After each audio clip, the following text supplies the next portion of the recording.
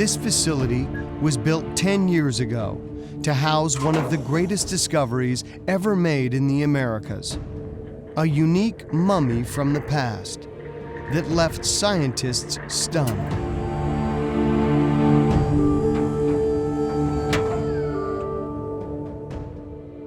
A girl who appears to be asleep, but she has been like this for centuries.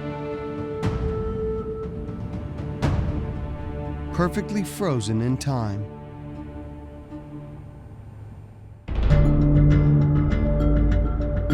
The mummy was uncovered in the Andean mountains of South America, on the lonely, snow-capped peak of the world's tallest active volcano, Mount Uyayaco.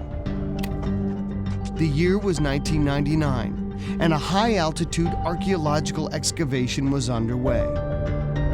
Leading the team was explorer and anthropologist Dr. Johann Reinhardt. All of a sudden I heard this guy cry out, "Mummy!" They had discovered the highest tomb on Earth. I went, holy smoke, we're at 22,000 feet. When she first came out of the ground, she was completely wrapped up. We couldn't see any part of her body, but the textiles were just outstanding, and they were so well preserved. But the biggest surprise came when they removed her wrappings. Taking off the cloth of the girl. We had to talk, we had to communicate, do this, do that. It was in hushed voices. See, man. It was as if we were afraid at some level that we might wake this mummy up because she seemed just so alive.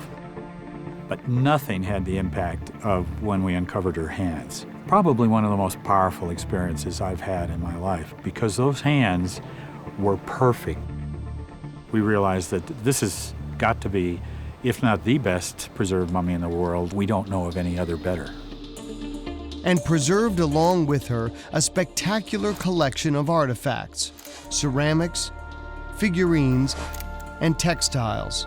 Everything seemed totally untouched. It was perfectly preserved. Nothing, not a feather had shrunk, not a color had faded, the archaeologist's dream. Someone had gone to a lot of trouble to bury this girl in an extraordinary place. Now a team of investigators will attempt to decipher these objects, examine her body, and unravel the mysteries of this mummy. The first question, when did she die? The items in her tomb reveal the remarkable truth. They may look brand new, but archaeologists date them to over 500 years ago. Remnants of a legendary civilization, the Inca. The statues that were with her, the ceramics that were with her, everything was from the Inca Empire. This girl is a human link to the great empire that dominated South America in the 15th century. Famous for building Machu Picchu, the Inca are cloaked in mystery.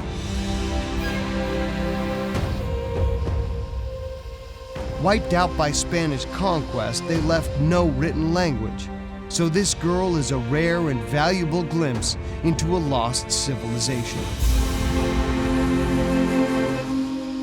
Today she is conserved under the watchful eye of Gabriella Ricagno Browning.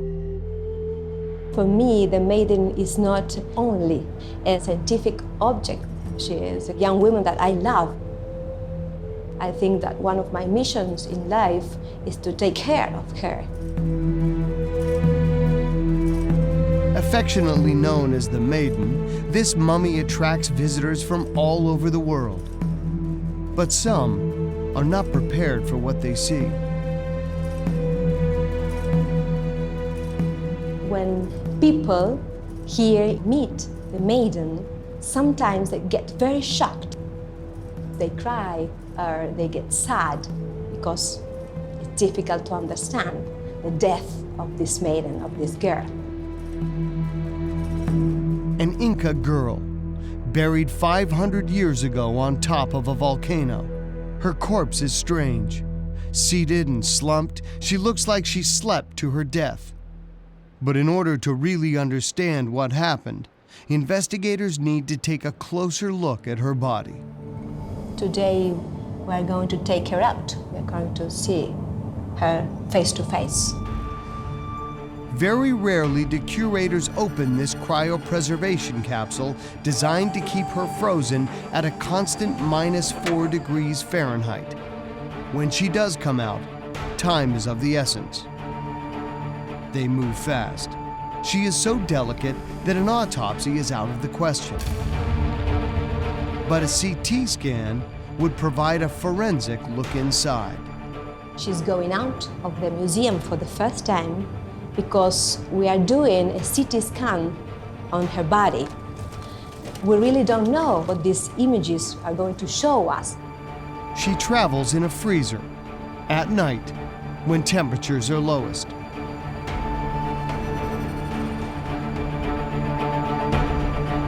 And arriving at the local hospital, she becomes the oldest outpatient to pass through their CT scanner. Using the images captured, forensic pathologist Dr. Richard Shepard can begin to uncover her secrets. One of the key questions that we have to answer is how old was the maiden? And one of the ways we can look at that is to look at her teeth. The third molars, the so-called wisdom teeth, are still present in her jaw. And that tells me that she must be a teenager. In fact, measurements of her long bones reveal she is just 14 years old. As a pathologist, I do have to examine babies and children and teenagers. And it's quite hard to examine those groups because these are people at the start of their life rather than at the end of it. And the commonest cause of death in a modern teenager is either trauma or drugs. Perhaps this ancient teenager suffered a traumatic accident on the mountain. Broken bones could provide a vital clue.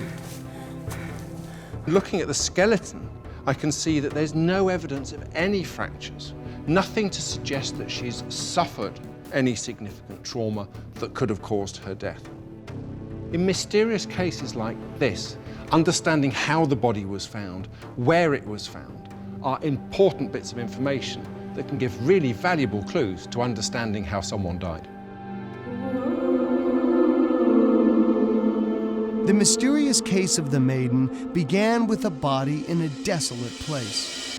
Arid and inhospitable, today Mount Yuyayako is a 10-hour drive from the nearest town. It is so remote that modern man didn't even attempt to climb it until 60 years ago.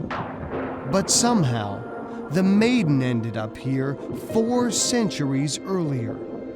We're talking about the 1400s. We're talking about before Columbus reached America.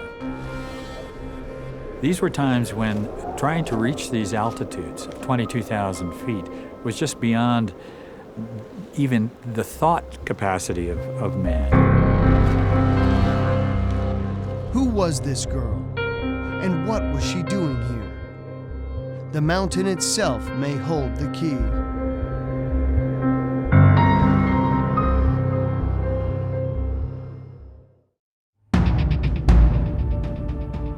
Frozen in time for 500 years, this girl is the best preserved mummy in the world.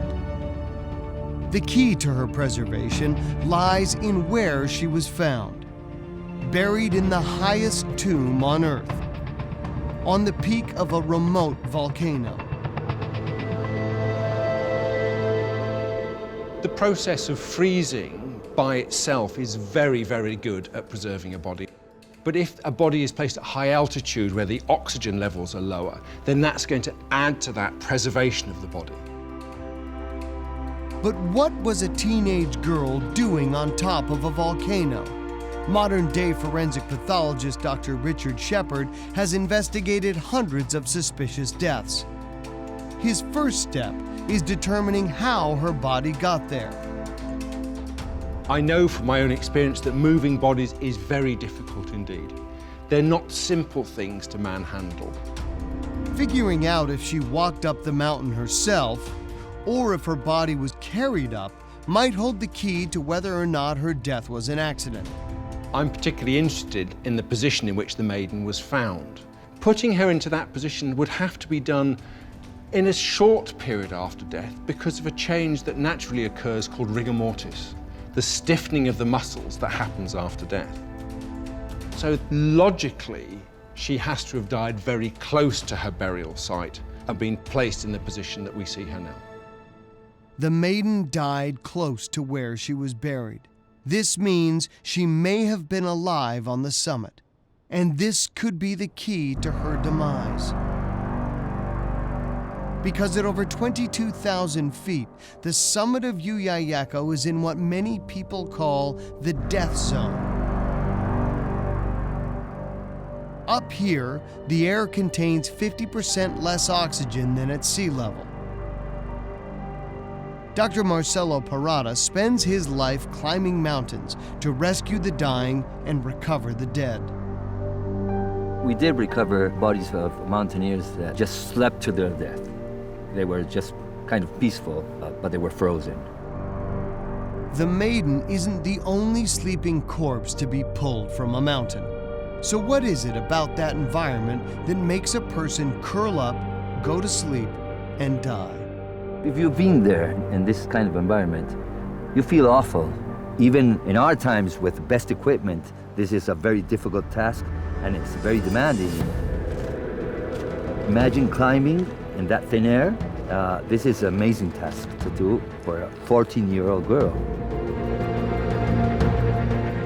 But Marcelo doesn't believe the maiden died because of extreme altitude. He believes she may have fallen victim to another killer on the mountain.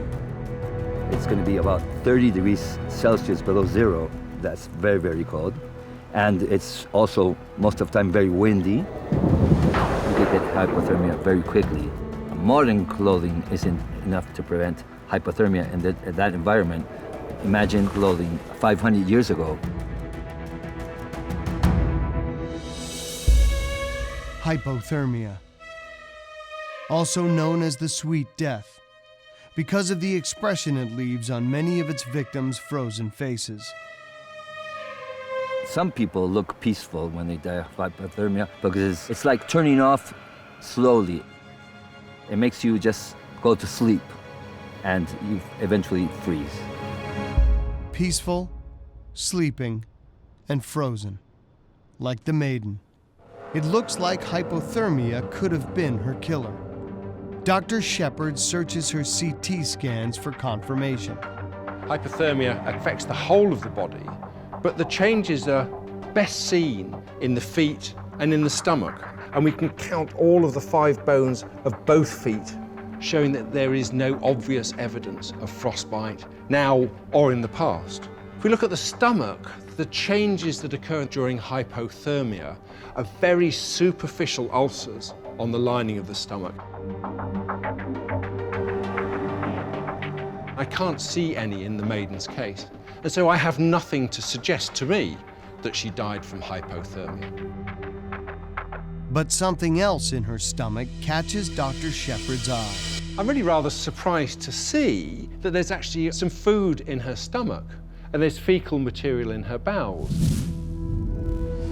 So she's been eating and drinking to within 2 hours of her death. And that really does point towards a pretty sudden, unnatural death rather than a prolonged process. Why would someone eat a meal on a mountain and then mysteriously drop dead just hours later? With investigators baffled, a new expert is called in.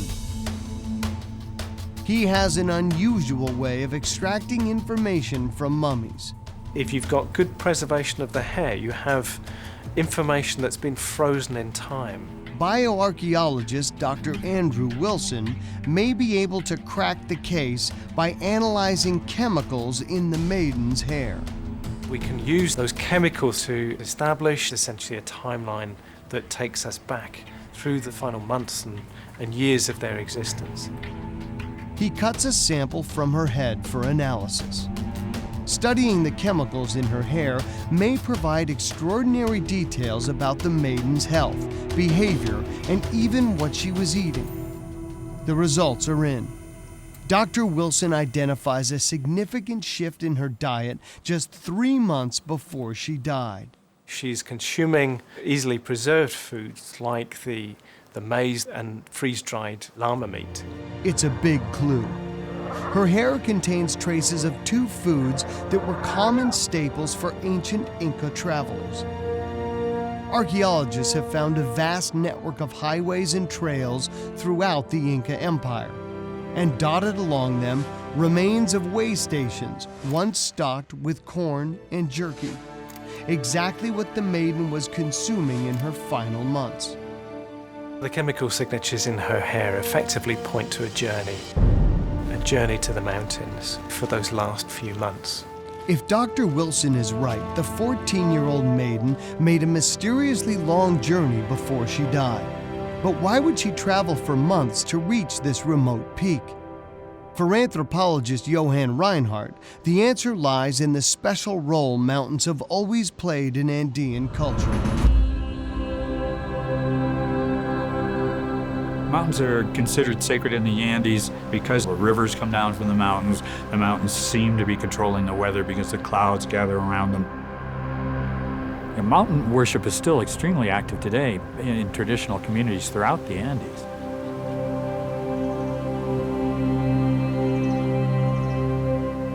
We give gratitude to Mother Earth because from her we receive so much. Puma is a modern-day shaman who has been climbing mountains to make offerings since the age of 6. So he doesn't find it strange that an ancient Inca girl would be found in such a place.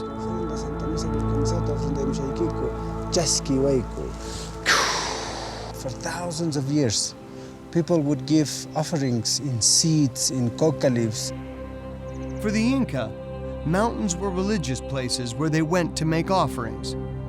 And according to Johann, as the tallest volcano in the region, Yuyayaco was special. Yuyayaco would have been a controller of the fertility of the crops, the fertility of the livestock. And the Incas wanted to get into the realm of the gods. So they did this incredible pilgrimage to Yuyayaco. It looks like the maiden was here for religious reasons. The volcanoes represent the womb of Mother Earth. The girls represent that feminine essence. So that's why they would go to the volcanoes.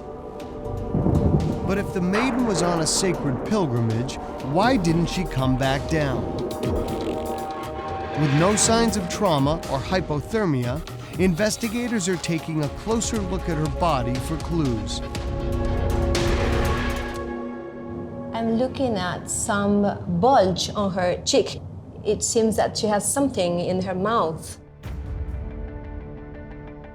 When we look at the internal scans and x-rays, we can see that there's actually something sat between the teeth on the left side and her cheek. Could this be something that's been pushed into her mouth and actually caused her death? And what is the material that this is made of? All of these things raise great suspicions now in my mind as to why the maiden died.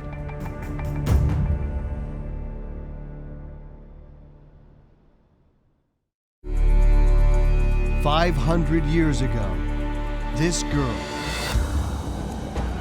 made a long pilgrimage to a sacred volcano. Despite her young age, she climbed to a colossal height. But upon reaching the summit, she appears to have curled up and died." At this point, the death of the maiden is still very much a mystery. And when we look at a death of a teenager, I've got no evidence of any natural disease, and there's no evidence that she suffered any form of trauma. At a loss to explain her death, Dr. Shepard looks beyond the autopsy table, just like he would with the death of a modern teenager. The next thing I'm going to be thinking of is drugs, and so I would naturally send off samples for analysis in the toxicology lab.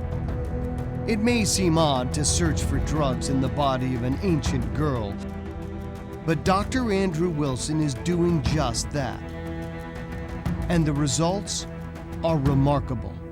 We found the presence of cocaine this chemical compound in her hair. Cocaine in the body of an ancient teenager.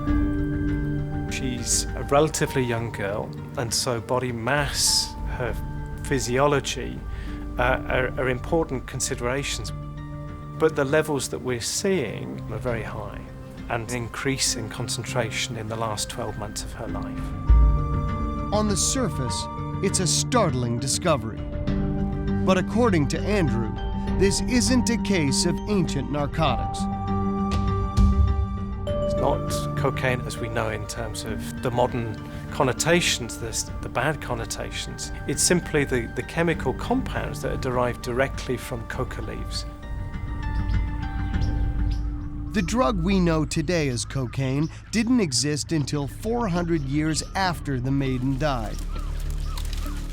Its natural source is the coca leaf, a plant native to the Andes. Cultivated and consumed for ritual and medicinal purposes for thousands of years, it is still used today. It's our meal, it's our medicine, and it's our oracle. Many chew it as a stimulant to help with long journeys and altitude sickness. And the telltale sign is a bulge in their cheek, just like the maiden. It looks like this is the mystery object in her mouth. And if it is, according to Shaman Puma, this reveals something about who she was. In those times, not everybody was allowed to chew coca leaves. They had to be part of a royalty or part of a spiritual circle. Puma suspects the maiden was no ordinary girl. She was someone important. And a closer look at the objects in her tomb suggests he may be right. This tunic was found with the maiden. She had it on her right shoulder, but it's a typical male garment. So maybe her father offered this to the gods. Maybe he was there when she was buried. These little squares are a kind of symbolic code of the brotherhood between two regions in the Inca state. That could be indicating that he was a local curaca, a local governor, or maybe related with the Inca emperor. A tantalizing clue, connecting the maiden to Inca nobility, possibly even the emperor himself, and a sign her father may have been with her on the journey, and perhaps part of the final burial. Her story is slowly taking shape, and her grave reveals more.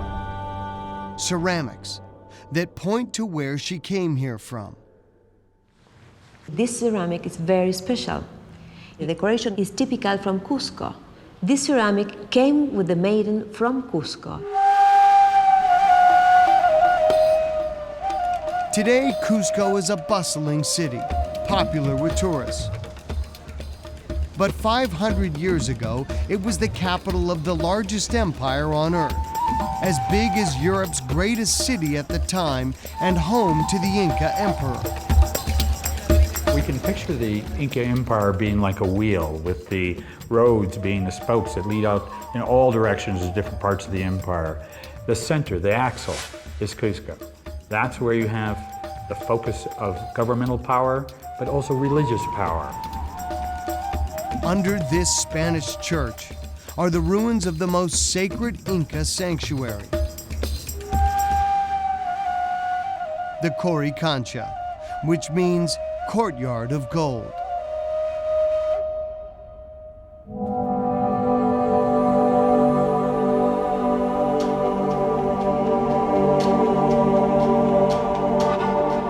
We can imagine what the Coricancha must have looked like when the Spanish came, because it was covered with these plates of gold. This gold, when the sun hit it, was glittering to such an extent that they say that some people were blinded. Gold, the color of the sun. The Inca worshipped the sun, and their religion stretched beyond these walls. In fact, the Inca tried to get as close as possible to the sun itself by climbing the highest peaks they could find, like Mount Yuyayaco, where the maiden was found. This may be the route that the maiden would have begun walking when she left Cusco, and 1,000 miles in that direction lies Mount Yuyayaco.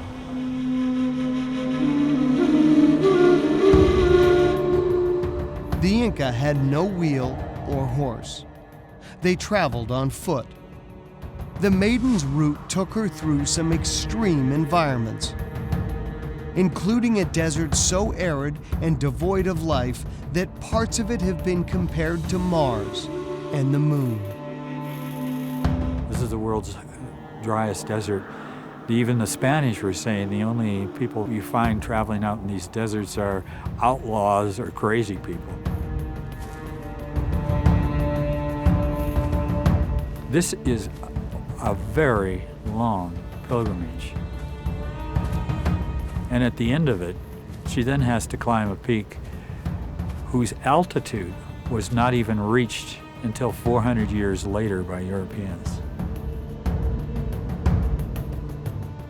It's a pretty phenomenal thing for a 13, 14-year-old girl to have done. A clearer picture of this mummy is emerging. A 14-year-old girl with ties to the capital and maybe even the emperor himself. A girl who walked a great distance through perilous landscapes. But this journey ended in her death.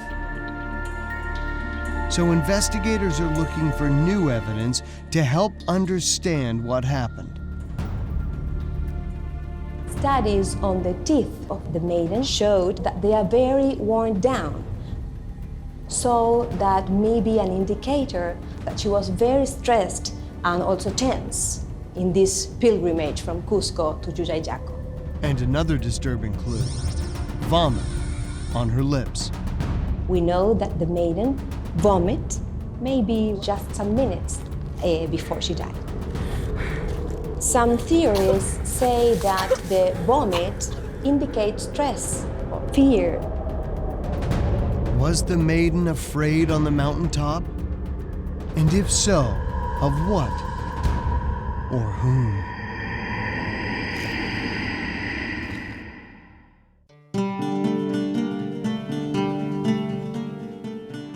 Investigators are piecing together the life of this 500-year-old Inca mummy.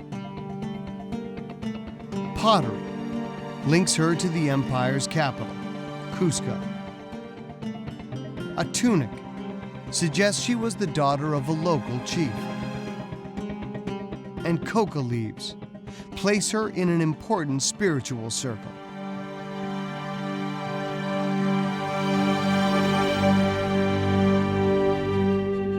But there's one item that stands out above the rest.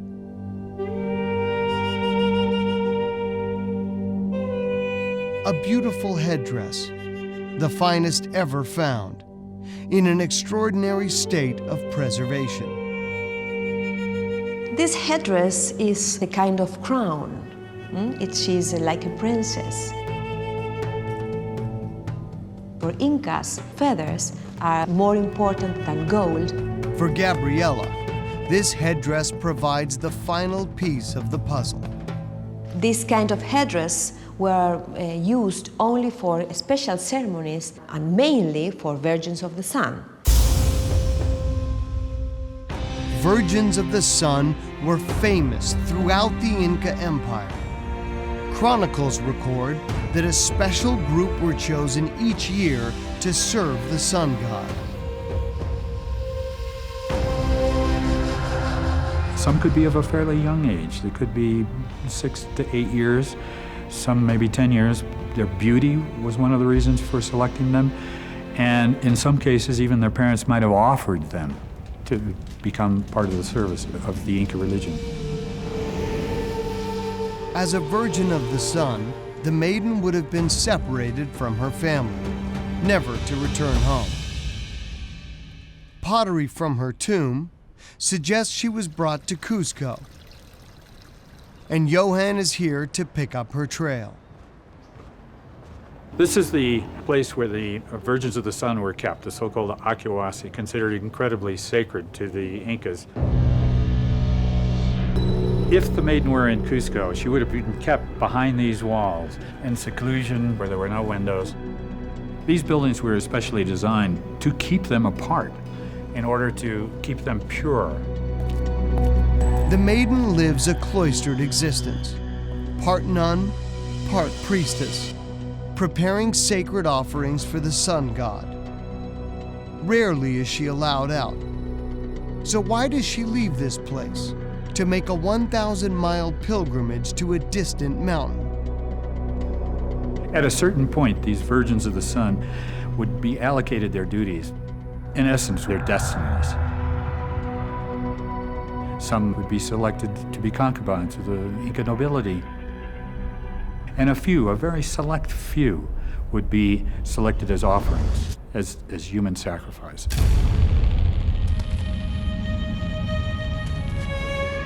The maiden didn't go to Mount Yuyayaco to make an offering. She was the offering, singled out by her own people for human sacrifice. Different kind of qualities were taken into consideration as to which child would be selected. They had to have some kind of a charisma about them. They wouldn't have a child who was easily frightened. For the Inca, being chosen for sacrifice was a great privilege. And in Cusco, the maiden would have been treated as a goddess. She would have gone through very special ceremonies in the presence of the Inca emperor himself and been very highly honored. She left Cusco in a blaze of glory, and the fame followed her all the way to the volcano. We think that she wore this headdress when she was walking to her final destiny. Maybe when she walked through different towns, she was wearing this beautiful headdress that indicates that she was the chosen one to be offered to the gods. But under all the glory, there is a bitter truth.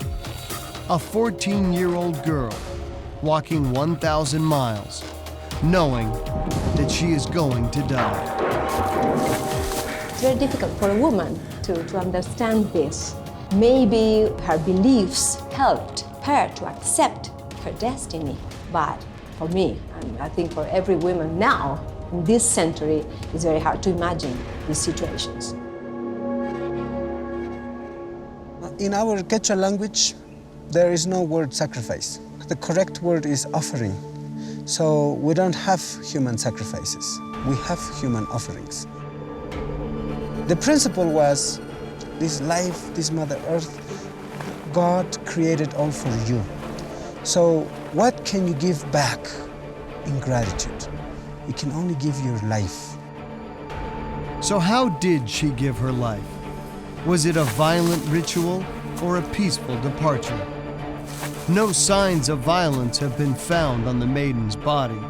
So in the search for answers, investigators will turn to other mummies, other human offerings found on mountains, some of whom met a terrible fate.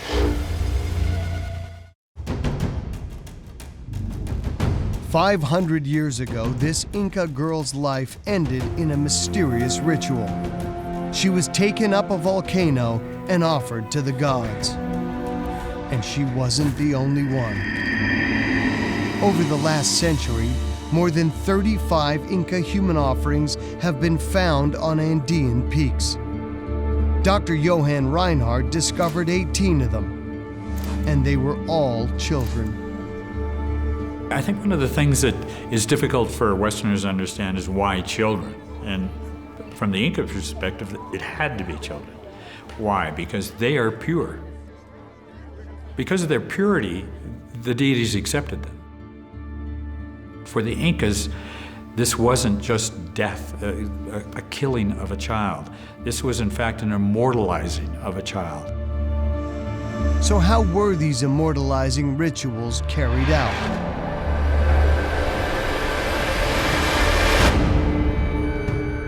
Chroniclers tell us that it was very common to use violence in this kind of sacrifice. This young victim, just 7 years old, was found on a volcano south of Mount Yuyayaco. Some people say that her expression is of pain. She has his mouth like open in a big shout. In the right part of her back, she has a clear wound, a clear injury that indicates how she died. She was stabbed with a spear.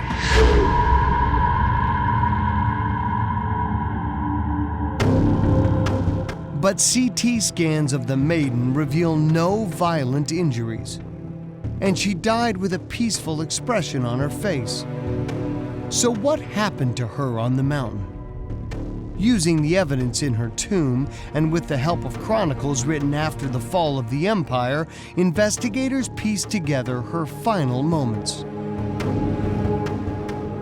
One good possibility is that they timed the sacrifice to take place the morning following the December solstice, December 21st, with the first sunrise.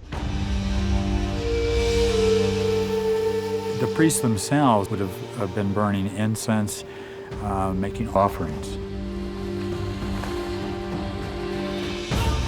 They say that our soul, before leaving the body and crossing the lake of life, needs a lot of vitality.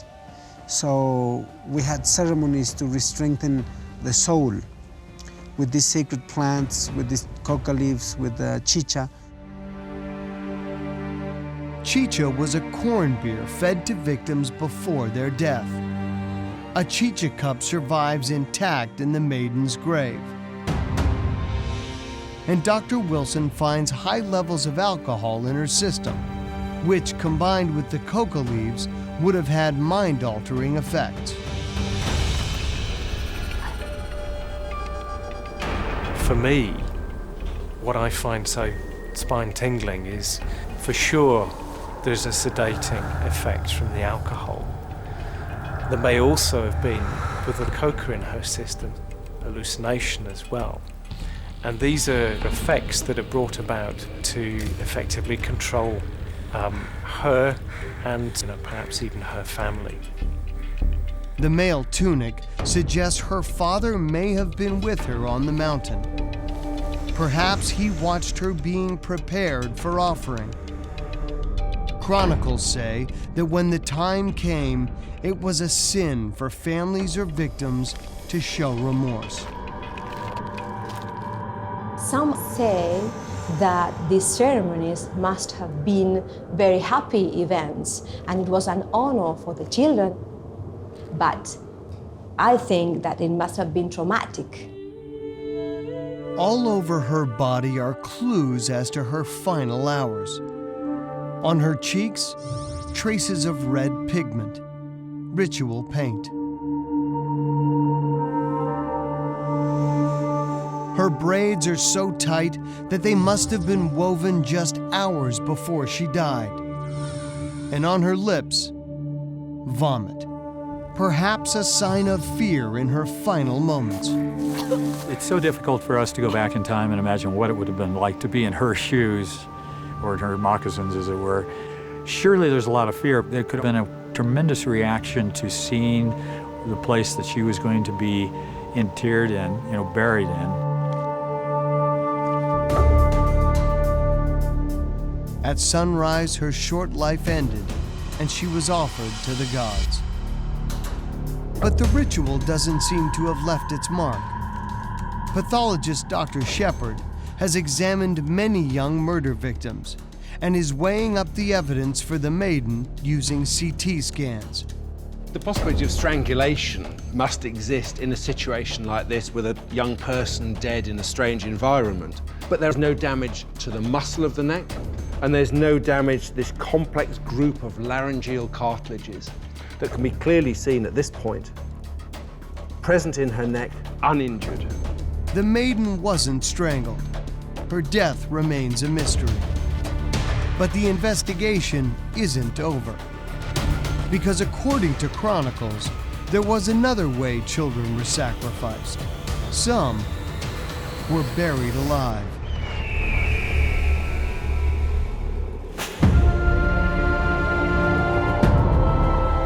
Mountain rescue Dr. Marcelo Parada has seen this sort of death before, in the victims of avalanches. They were buried for quite a long time, 4 or 5 hours, and when we dug them out, they were dead, hypothermic, and they had vomit around their mouth. The maiden does have vomit on her lips. So was this her terrible fate? Did priests bury her alive as an offering to the gods? When someone's buried alive, there's always that struggle to escape from the material that's pinning them down. So there's evidence of movements of the hands, sometimes with damage to the nails and the fingertips. Looking at the maiden, I don't see any evidence at all to suggest that she was buried alive. Johann Reinhardt was one of the first people to lay eyes on her tomb after it was sealed 500 years earlier. There's no sense of struggle in the tomb itself. All the items that are around her look like they haven't been disturbed. She herself looks like she hasn't been terribly disturbed. Her hands one over the other. If somebody's struggling, would you have their hands like this? Doesn't seem very likely. Looking back at his discovery now, Johann believes that the murder weapon may have been staring him in the face. One of the first things he had to remove from her body was a thick woolen cloth, pulled over her entire head and knotted tightly at the back. Once you have cloths wrapped around your head and your mouth at 22,000 feet, you're out of breath immediately. You know, I mean, it just... She could have asphyxiated if she was highly intoxicated with alcohol. Marcelo agrees that it wouldn't have taken much to smother the maiden, given her condition. There is a point where intoxicated people, their brain is so compromised, they won't even struggle. Perhaps the alcohol was administered to help ease her journey out of this world and into the next. In a situation of low oxygen, when the person is at altitude, incapacitated through drugs or alcohol, it's likely they're going to succumb far more quickly than were they down at sea level. Having weighed up all the evidence, Dr. Shepard delivers his final verdict. Having considered all of the facts, I think suffocation is a very likely cause of death for the maiden.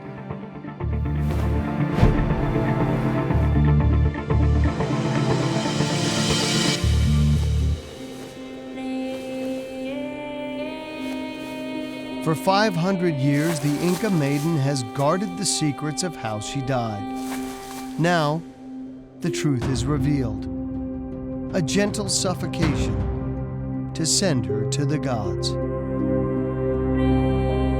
I don't think she suffered. She wasn't aware of that. That's what alcohol does. You're kind of isolated from the environment.